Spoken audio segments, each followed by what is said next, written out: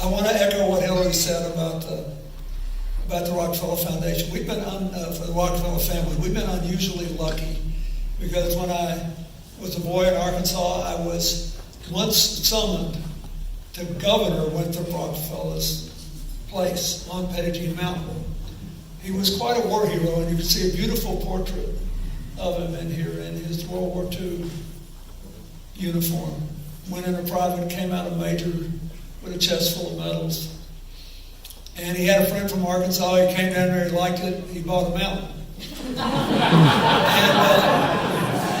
Now, the reason I'm telling you this is it's just like this place. Pettigene Mountain has two things. Winthrop Rockefeller's fabulous ranch and a magnificent state park, embodying much of the history of people coming to that part of the United States before we were the United States. And he took good care of both. I also want you to know that he made a big impression on me as a child because he stood up for the rights of African Americans in the South when it wasn't fashionable to do so.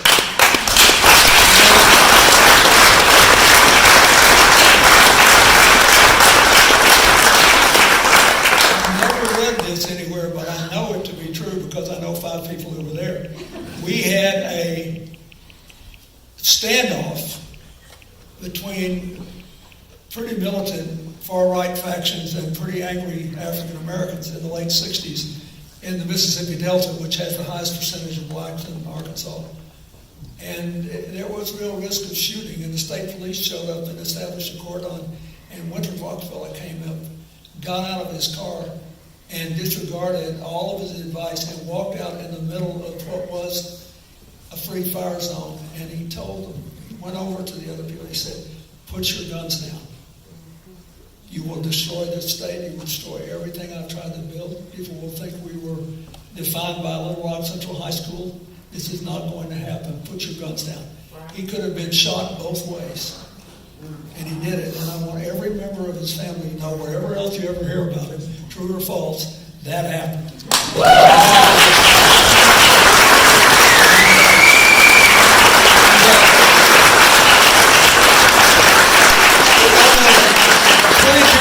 I get summoned by the governor, so of course I showed up. I go up to Pettigene Mountain, it was a hoot, and it turns out I was at Oxford at the time, and the governor wanted to see me. He said, my boy's going to Oxford, and I want you to check on him. He was younger than you were. I said, well, Governor, didn't he go to some Tony school in Switzerland? I said, I just went to public schools in Hot Springs. What can I do? He said, trust me, you need to check on him. And so I did. And we became friends until he passed away far too young of cancer in Arkansas, having become lieutenant governor of our state.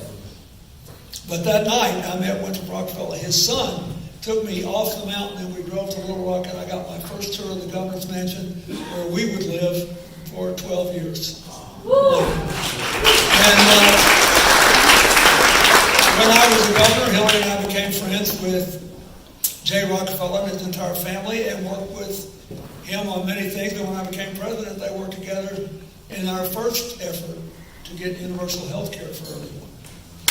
I met David Rockefeller in the early 1980s in Germany, where we just happened to be at the same time, and I played golf with him. And I always regretted I never got to do it here. We really like and admire Lawrence Rockefeller and his whole family for what they've done. We spent 2 vacations in Jackson Hole, in and around the Tetons. This family has done a lot of great things.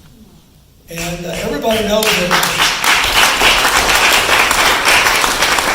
Rockefeller was a longtime governor of New York and built a lot of stuff, but what meant a lot to me was what he did in the war and his position affecting Latin America. And I thought, I can't tell you how many times I thought in the last 3 years, with these ridiculous fights we're having with our neighbors, how much I wish there were a leader in the Republican Party that cared enough about being a good neighbor and and building the kind of positive relations with our friends in the South that we did. And I think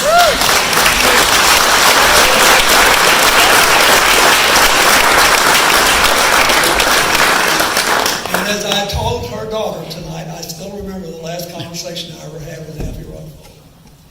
In Chappaqua, in front of the Starbucks, near the Chappaqua Market where she shopped for me. God, I like that woman a lot. And I was just a citizen. Why am I telling you all this? Because we have been taken in. I still go home to Arkansas once a month. If I don't, I get the jeebies. You know, I get nervous. I have my library there. I have a lot of my foundation work is done there, but most of it's done here in New York. But I feel that this is our home. We have lived here, both of us, longer than we ever lived in any one place in our lives. This is our home. And the thing I like is that you have made nature's gifts available to people old or young, rich or poor, fabulously athletic or painfully infirm. And at a time when we were facing what I still believe is a catastrophic challenge with climate change and the most rapid destruction of human species in 10,000 years, I can't help but believe that every time somebody walks to the Rockefeller Preserve, every time somebody besides me sees all those little turtles when they gather at one time, 3 or 4 of them riding on a little stick of wood together, that it makes them a little more predisposed to think about what this place will be like when our great-grandchildren are here. Or whether it will be here when our great-grandchildren are here. So thank you for honoring us, but remember, you really just honored 2 people who are lucky to walk here. And lucky to see what's here. And I hope you will continue your mission.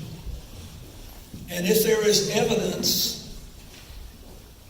that the flora and fauna are changing in any way, shape, or form because of climatic changes, I hope you will tell people. Yes. Because I think we are still behaving like the frog that jumps into water that's only gradually getting hotter. And so you don't really know until it's too late to do something about it. Yeah. You are woke here. Yep. So I thank you.